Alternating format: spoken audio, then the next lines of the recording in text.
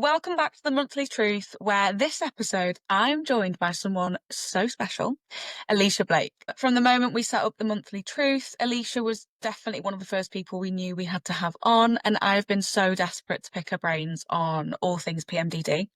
Not only was Ellisha the very first ambassador of the PMDD Project, but she's also been a trailblazer in publicly speaking out about PMDD, raising awareness for a condition that has been overlooked for far too long. Some of you will know Ellisha from Instagram or as the PMDD Girlie on TikTok, where she shares her raw, honest, and relatable experiences of living with PMDD. And honestly, Ellisha has helped countless people feel seen, understood, and empowered. So we're going to dive into her journey, the challenges of raising awareness, what it means to be a voice for a community that has so often been ignored. And whether you've followed Ellisha for a while or you're just discovering her, I can guarantee by the end of this episode, you are going to adore her as much as I do. So welcome. I can sign off now. I knew you'd like it. Thanks so much. Thank you. Thank you so much for joining. So I always try and start when I remember to do these episodes by asking in just a few words, how would you describe PMDD? I would say consuming, controlling. Yeah. I'd say manipulative, and depressing. You're bang on. But yeah, manipulative being a massive one. It's like being in a relationship with something that just completely controls you and takes over your life, but also gaslights you every month because it just pops back in and you almost forget about it, and then it comes back and you're like, why do I hate my body, and why do I want to break up with my partner, and why do I not like my best friend at the moment? And then I'm like, oh, everything's wrong with me, and then suddenly I'm like, oh wait, I have something called PMDD. Yeah.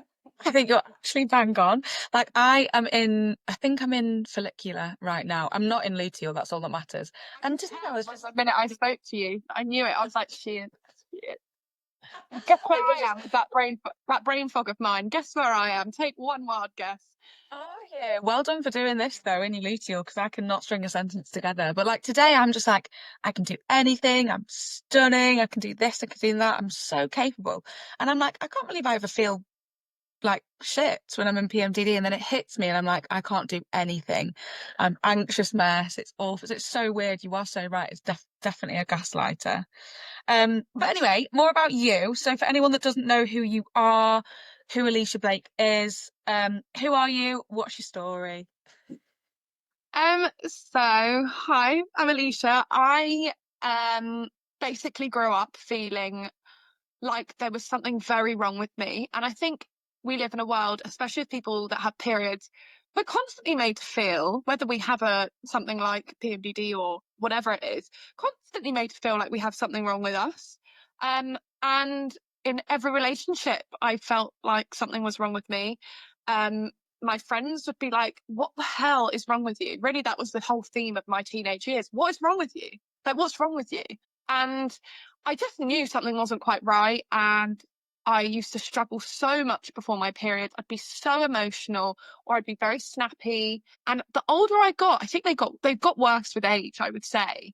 And anyway, it just went on and on and on. I was about 7 years into my relationship, when I got my diagnosis finally, and it just made so much sense. But yeah, things basically came to a point where I just rang my mum one day and was like, I cannot do this anymore. Like, and I think it's weird, everyone got very used to me just living that way. No one really, and everyone around me is so supportive, but we're so used to not being listened to as people that have like periods, that we just like, no one really helps. No one thinks, oh, actually, you can't be taking painkillers for the rest of your life, or you can't be doing this for the rest of your like no one actually thinks that. Everyone just kind of just like, well, you have to live with it. And like, yeah. I had a conversation with my mum the other day, and she was just like, yeah, you just got told that's what it was, and that was what it was. And I was like, everyone around me is very lovely and proactive and, you know, comforting and supportive, but no one actually turned to me and went, hang on, the way you're being actually probably isn't right. And it wasn't until I was like, this cannot be life. Like, this cannot be how my periods are meant to be. Like, this is my menstrual cycle. This is not right.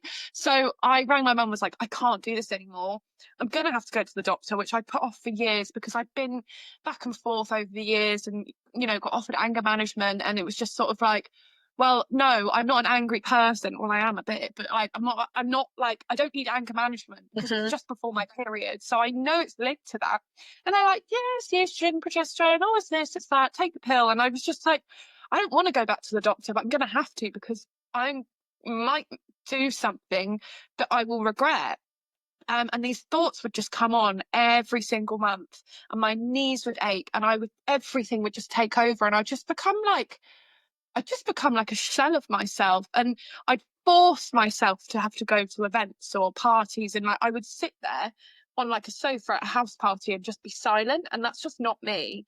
But everyone just sort of thought, oh, she's being rude, or like people thought, oh, she's due on. Like, it was just there was just nothing. I was just existing every month.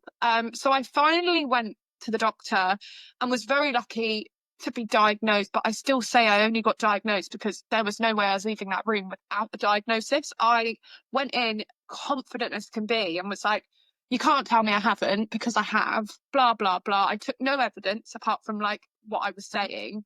And this doctor, I do really, really like her. And she was just like Googling it. And she was like, okay, so I think this appears like to be PMDD. And I think this appears like this is what we normally do for it. I don't really know much about it, but yeah, it's this, this, and this. I can't refer you because you haven't tried the pill. And I was like, well, I did 10 years ago, but for different reasons. And I ended up with an MRI scan and they thought I had a brain tumor. So I was like, I'm never going back on the pill again. So I was like, although I do know it does work for some people, so I don't have a problem with it, but just for my body. Yeah. Yeah. So I was like, okay, so what do I do? And she's like, well, it's one of these two, the pill or antidepressants. And I was like, Because they gave okay. you two options. Oh, and CBT. But she was like, oh, it appears like you already go to therapy, so you don't really need CBT. And I was like, no, and I love my therapist. So I was like, I don't need any more help there, but thank you. And to be honest, when I tried to get therapy on the NHS, like they said they couldn't help me because the things I went for, the waiting list were too long. And I was like, okay.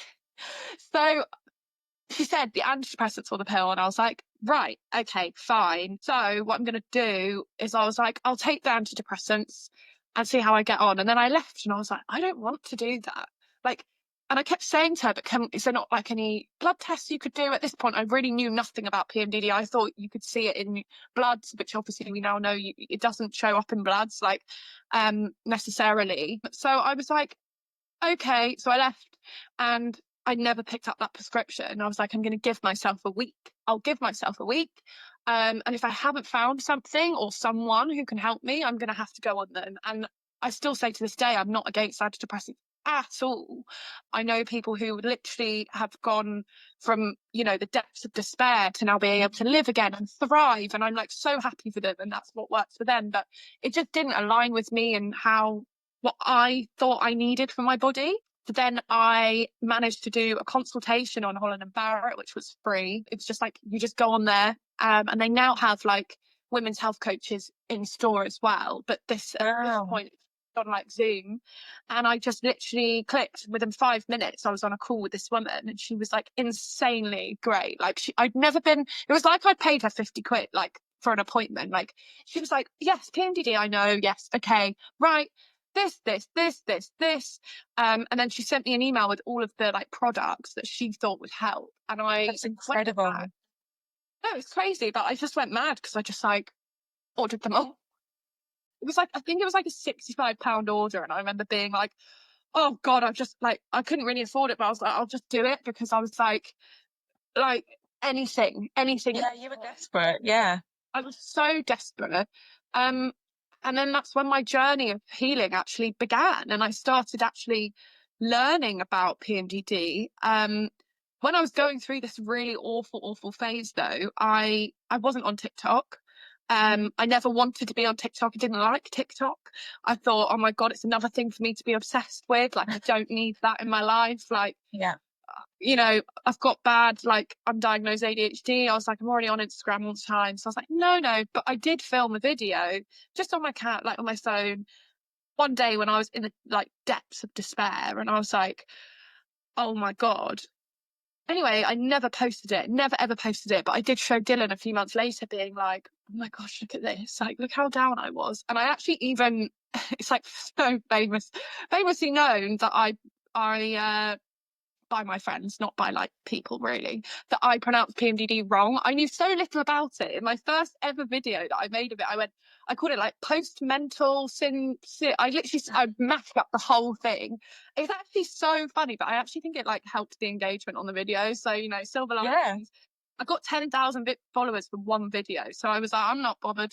And basically, I started taking these things from Holland and Barrett, doing my research. My therapist like really started, like, she always supported me, but we really focused on, you know, all of these things that could help. And within 6 months, I suddenly realized that I was fine. Like, I think it was like 3 cycles maybe. I was like suddenly fine before my period. I didn't even know that I was due on. Like, it was madness. It was absolute madness how over like 3 cycles I'd suddenly bounced back to life and got my life back. And it got to about the September, and I think that marked about 6 months of these supplements.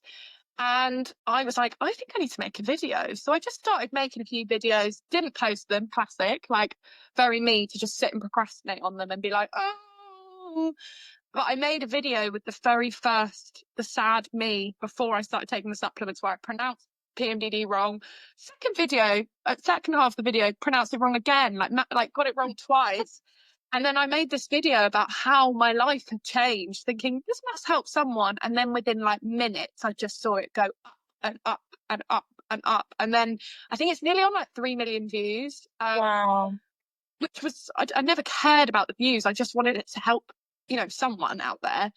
And then within like 3 days, I was on Radio 1. It was like crazy. It was like, Wow. oh my God.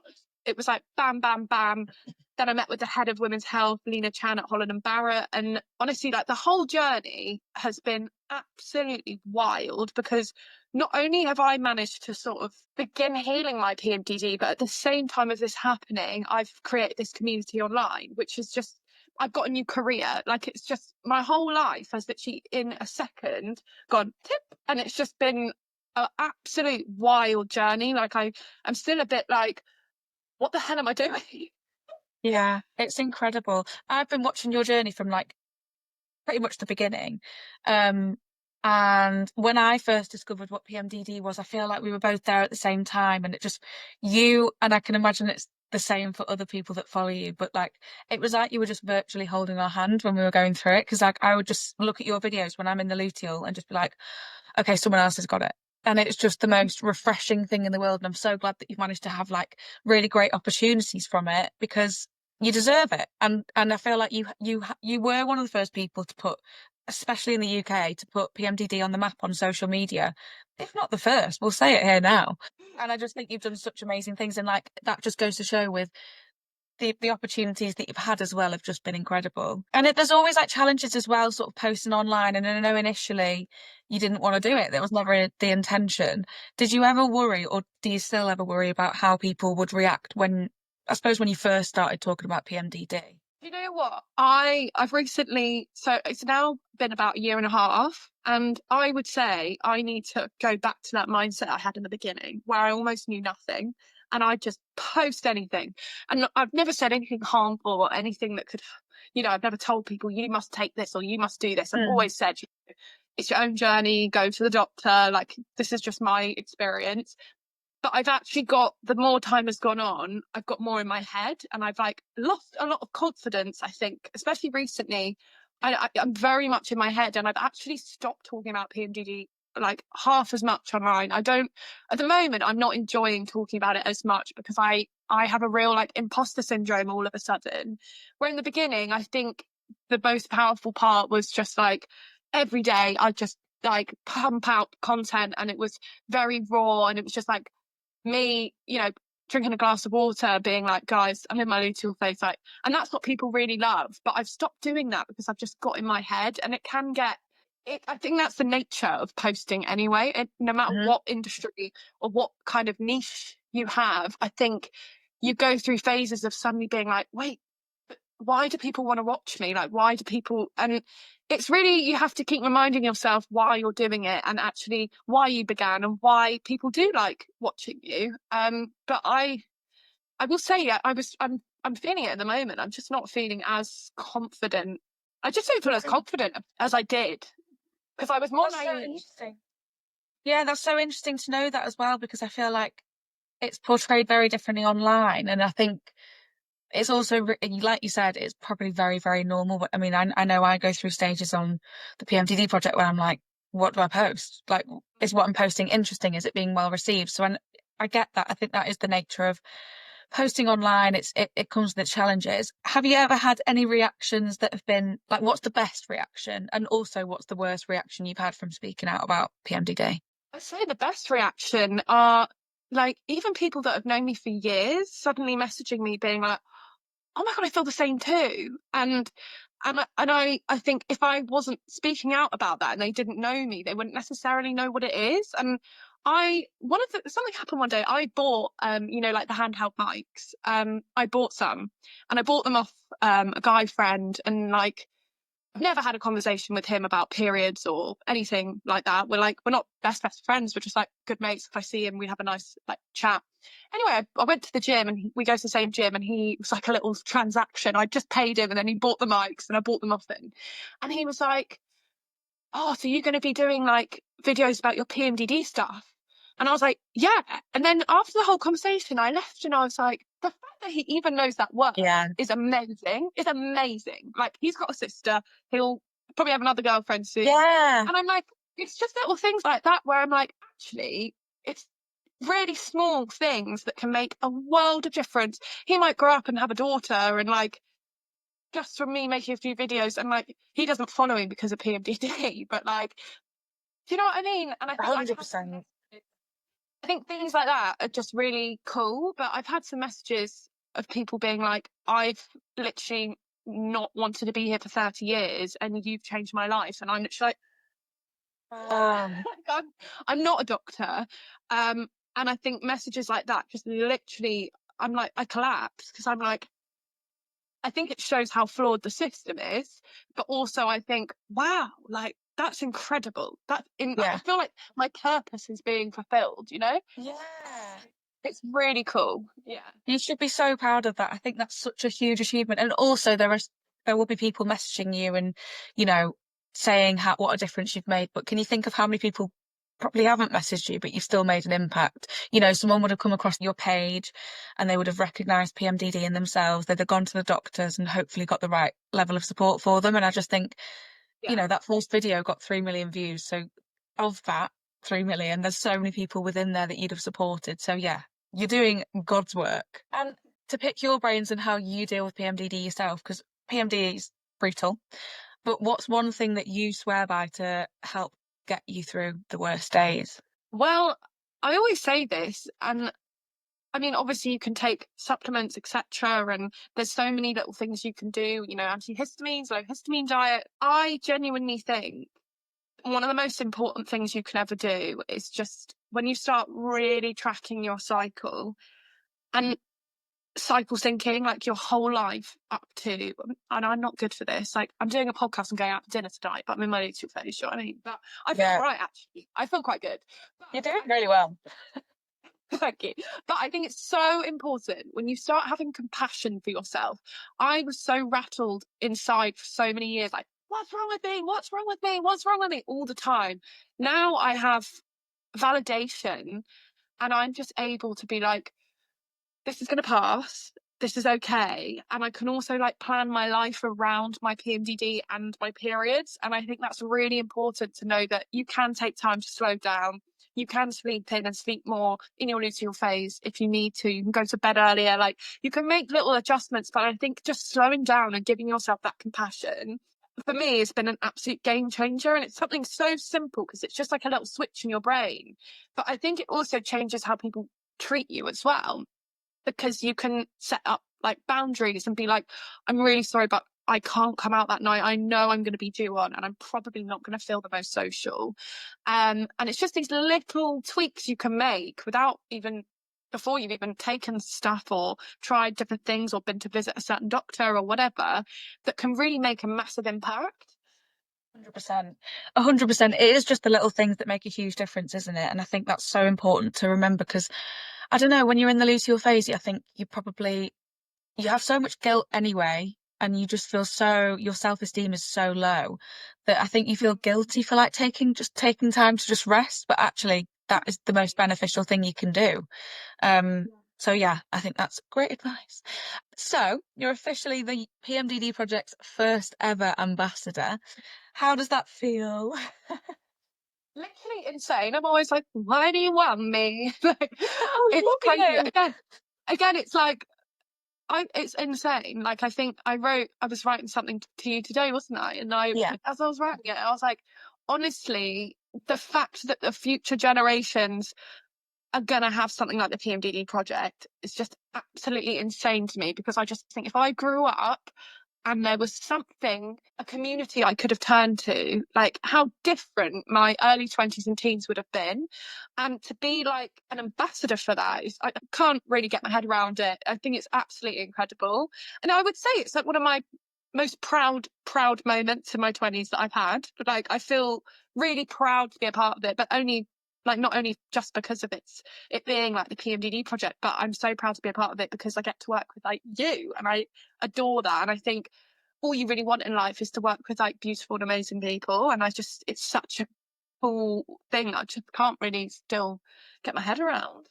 Yeah, I'm just so happy our paths have crossed. And like I think PMDD is, it brings its challenges, but also the PMDD community, such as yourself and other people within the PMDD project, like are just the most amazing people I've ever met.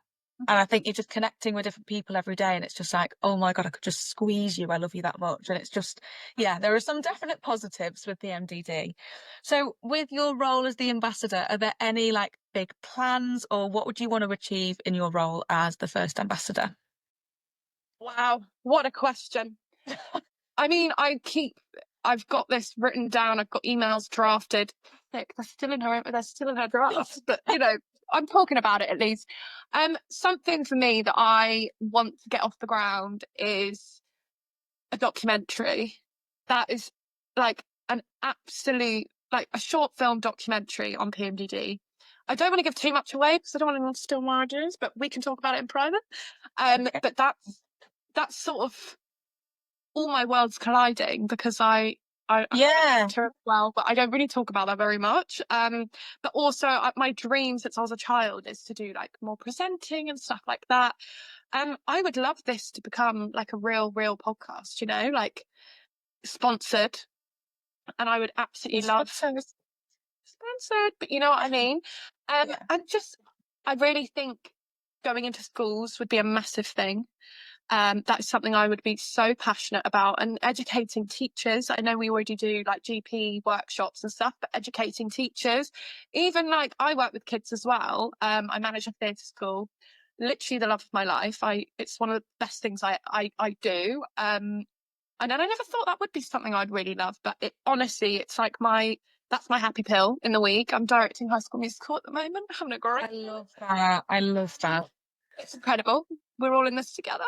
Yeah. But even for me, understanding PMDD and cycles and all of these things, it's changed how I work with kids. Even like when they're in that phase, I'm watching them and I'm like, I can see what's coming, and I'm able to. I've even had conversations with parents who have like neurodivergent children, and I'm like, just to let you know, there's something called PMDD, which Yeah. the majority of neurodivergent people that have periods, like there's a large percentage that they will maybe have PMDD, like, and I've been able to like educate people on that, and I just think that would be a really cool thing to do, educating teachers and people that work with children, because I think if we can educate them, they can then give the right support to the kids and educate them on their cycles, etc.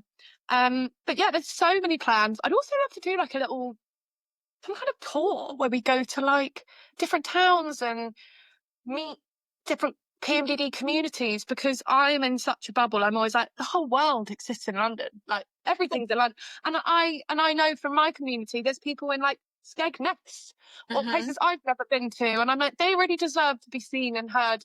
You know, I feel like they deserve my time too, not just me when I have a meet up in London.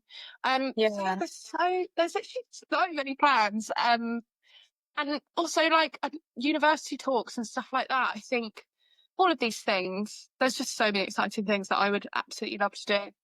Well, stay tuned. You're going to be the face of it all. So you just stay tuned, keep your diary free for the next year. I love those ideas though. Um, and yeah, I think it's so important to go into schools as well. I think if you start educating children from a young age and just talking Yeah. about mental health, because when I was in school, I just do not remember really ever talking about menstrual health full stop, let alone things like PMDD. So I think the younger you change the perception of menstrual health, the easier it is to, break down those taboos and everything. So that's something that's so important. And that kind of leads me on to my next question. What is, if you could change one thing, which is, this is a loaded question, but if you could change one thing about how the world sees PMDD, what would that be? I think we are so, in most relationships I've had, I've been made to feel like crazy and like a psycho. And I get comments all the time of people saying that their partners have left them because they've got PMDD and they can't handle it. And actually, I think it's really important to recognise that people that have PMDD are so, I don't know if I'm allowed to swear, but You're they're allowed to so, swear. like, they're so fucking resilient.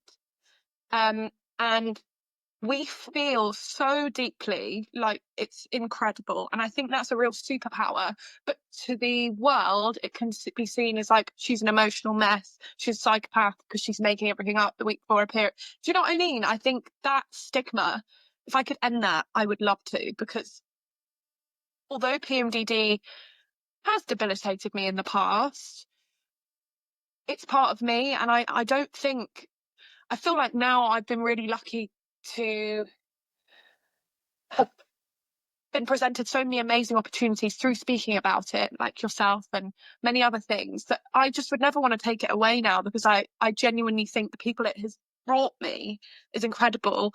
But I just think we are the most resilient and incredible humans, and we're not psychopaths, we're not bitches, we're not crazy.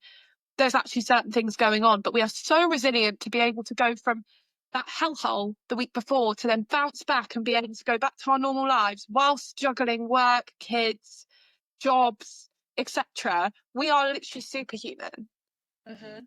Could not agree more. Could not agree more. And When someone says PMDD, it's not a weakness. It's like, wow, that's incredible. The fact that you're thriving and surviving and you've got something like that going on, we're amazing. What can I say? we are, honestly, we just are.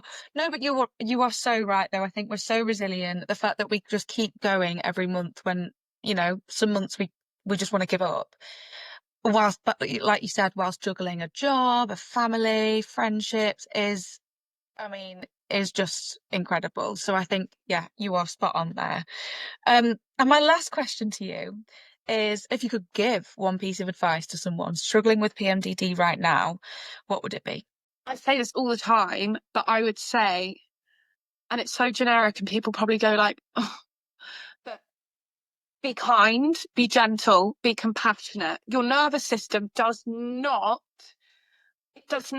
listen to you, or it does not protect you when you are being so hateful and awful towards yourself and you're going at a million miles an hour, if that makes sense. So when you slow down and you are gentle and you take that deep breath, because I do think it's so easy to get stuck in that motion. And like my partner always says, like, open your eyes, like open your eyes. Because when I'm having those days where I'm like crying, like I'm grieving, my eyes are closed and Dylan's like, open your eyes, come on, you're here, you are here. I think it's really important about remembering that you are here and you are safe and it is going to be okay, but you have to be so incredibly gentle with yourself. There's all of those like questions that are flying around your mind being like, what's wrong with me? I don't want to be here.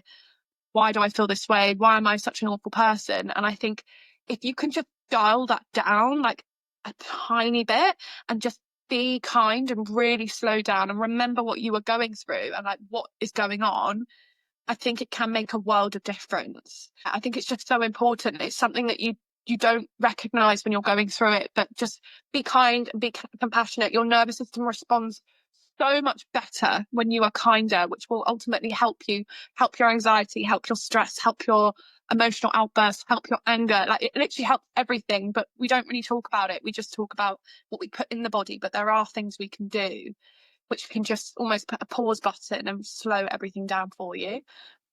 That's such an interesting point, actually, because I think, like, oh my God, I love that piece of advice. Because I think when you're so stressed and you're like not breathing properly, or you're just feeling stressed, but your cortisol levels are super high, it can actually make you, the physical symptoms really arise as well. It can actually make you feel more poorly, and it's, it can just emphasize all the symptoms you're already feeling. So I think, like, just to take a step back and just be kind to yourself and gentle, actually, there's so much power in that. So I think that is stunning advice. Yeah, I used to work with a coach called Jess Maxwell, and she always used to say to me, she's like a somatic healing coach, and she used to say to me, I think this is right, that the vagus nerve, which is your main, like, basically your, like, the center motherboard of your nervous system, is the conduit of compassion. So it responds really well to compassion. It doesn't respond to, hatefulness and anger. Wow. So that's why the way you speak to yourself is so important. Your nervous system responds. And obviously, if you live really dysregulated, you're more likely to have sort of like illnesses and autoimmune diseases. And we're kind to ourselves and we are gentle, our body heals. I had no idea. Yeah, that is wild. I need to like look into it more, but like that's why people say be kind to yourself, and people go, oh yeah, but it is so, so important, and it has such a Yeah. impact on your, not just PMDD, but your overall health. Like, everyone should channel that. And maybe like having affirmations every day, because I'm always like, so when you did your 30-day challenge, this was about last year or so, and you built this community online on a WhatsApp group, and then at the end of the challenge, had people in a park to sort of celebrate the 30 days. And the 30 days was all about doing something for yourself and just like kind of 1% better almost. And one of them, you really talked about affirmations. And prior to that, I'd never done affirmations, didn't really believe in them, but I was doing them and I definitely noticed a difference. But me being me, I just stopped doing them after the challenge. But actually, just based on what you've just said, like, clearly there's science behind that. And like, if we did our affirmations every single day and didn't fall off the wagon, we can reap the benefits because of it, based on what you've just said. No, absolutely. That's why Mel Robbins has that like high five method where she high fives a mirror every morning. Like, it's all to do with the wiring and the systems, and we don't realize all of like so much of like somatic and holistic health is like so overlooked. And really, even though you can't feel anything in the moment, you have no idea how much impact it's actually having on you. Wow. I'm going to do some more research into that one, or maybe that's your next Instagram post. I think so. Yeah. No, but thank you so much for joining. This has been amazing, and we're definitely going to be having you on for another episode. I think the next one we'll do in person. For those that are listening, you can watch us on YouTube as well, and just get cozy with us whilst we pick your brain again. But thank you so much, Ellisha. It's always so nice to talk to you, and just, yeah, thank you for everything that you do for the PMDD community. Thank you. I love you, and I love the PMDD project. Thank you. Thanks for me. Bye, guys. Thank you. Bye.